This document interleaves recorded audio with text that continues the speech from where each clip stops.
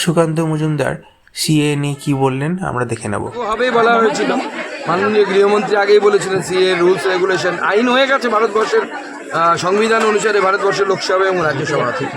তার rules regulation শুধু হওয়া বাকি ছিল, সেই রুলস রেগুলেশন বের করে দেওয়া হল।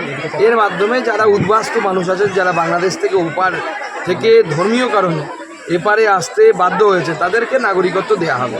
কারণ নাগরিকত্ব এর ফলে যাবে না, এবং এবার প্রমাণিত হয়ে যাবে যে সেই সময় মুখ্যমন্ত্রী মমতা বন্দ্যোপাধ্যায় মিথ্যে কথা বলেছিলেন, মুসলিমদেরকে মিথ্যে কথা বলে উস্কেছিলেন, প্রমাণ হয়ে যাবে।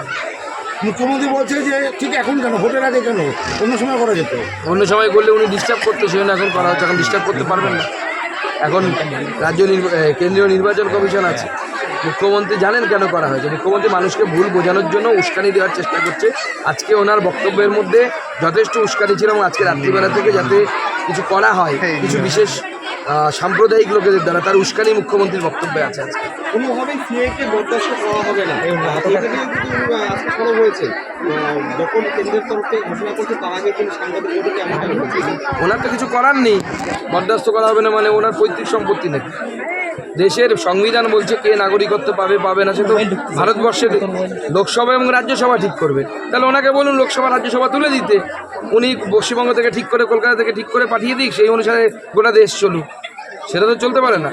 মুখ্যমন্ত্রী যখন বিরোধিতা করছে, রাজ্যের বিভিন্ন জায়গায় দেখা যাচ্ছে সিএ ঘোষণার পর আনন্দ উৎসবে মেতে উঠেছেন সাধারণ মানুষ। সব জায়গায় উদ্বাস্তু মানুষেরা, সাধারণ মানুষেরা, হিন্দুরা আনন্দ করছে, কারো কোনো অসুবিধে নেই। মুখ্যমন্ত্রী শুধু উস্কানি দিয়ে গন্ডগোল পাকানোর চেষ্টা করছে, কাरो কোনো ক্ষতি হবে না। देखिए, आदरणीय गृह मंत्री जी ने पहले ही बताया था कि लोकसभा इलेक्शन से पहले सीए का रूल्स रेगुलेशन चालू हो जाएगा, तो चालू हो गया। हम जो बोलते हैं वो करते हैं, अब किसी की इससे तकलीफ नहीं है, सब आनंद भी आनंद में है, लेकिन हमारे मुख्यमंत्री को नींद नहीं आ रहा है, यही तकलीफ है उनकी।